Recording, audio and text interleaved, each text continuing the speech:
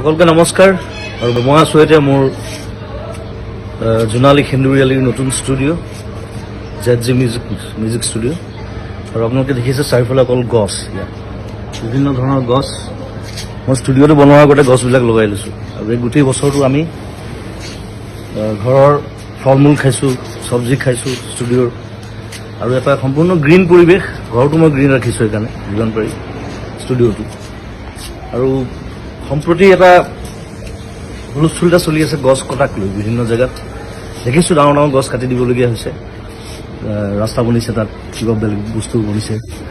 গতিকে আৰু চৰকাৰে কৈছে যে আমি গছ কাটিছোঁ যদিও আমি বিভিন্ন ঠাইত গছ ৰুইছোঁ তাক বেলেঞ্চ কৰিবৰ কাৰণে কিন্তু এতিয়া কিছুমান জেগা আছে যেনে ৰিচেণ্টলি যিটো হুলস্থুল চলি আছে দীঘলী পুখুৰীৰ সেই পুৰণা গছখিনিক লৈ পেলাই এতিয়া সেই গছখিনি হৈছে গোটেই দীঘলী পুখুৰীটোৰ সৌন্দৰ্য এতিয়া সেইখিনি গছ কাটি যদি বেলেগ জেগাত গছ ৰুৱেও সেই দীঘলী পুখুৰীৰ সৌন্দৰ্যটো ঘূৰি আহিব নাই এইটো এটা ডাঙৰ প্ৰশ্ন ৰিচেণ্টলি দেখিলোঁ আগৰতলাত পুৰণা গছ নাকাটিবৰ কাৰণে ফ্লাইঅভাৰৰ পেটাৰ্ণ সলনি কৰা হৈছে গতিকে সেইটো বস্তু আমাৰ ইয়াতো সম্ভৱ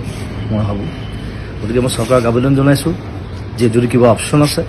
তেওঁলোকে সেই অপশ্যন গ্ৰহণ কৰক যাতে সেই গছকেইজোপা দীঘলী পুখুৰী আমি বচাব পাৰোঁ সেইটো মোৰ ফালৰ পৰা অনুৰোধ সমগ্ৰ অসমবাসীৰ ফালৰ পৰা অনুৰোধ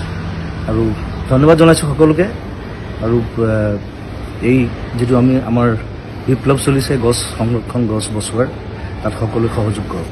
ধন্যবাদ থেংক ইউ বাই বাই আপুনি বিচৰা বাতৰি পাব কেৱল নিউজ 18 এপত নিউজ 18 এপ ডাউনলোড কৰিবলৈ স্কেন কৰক এই QR কোড গুগল প্লে ষ্টৰতো পাব এই নিউজ 18 এপ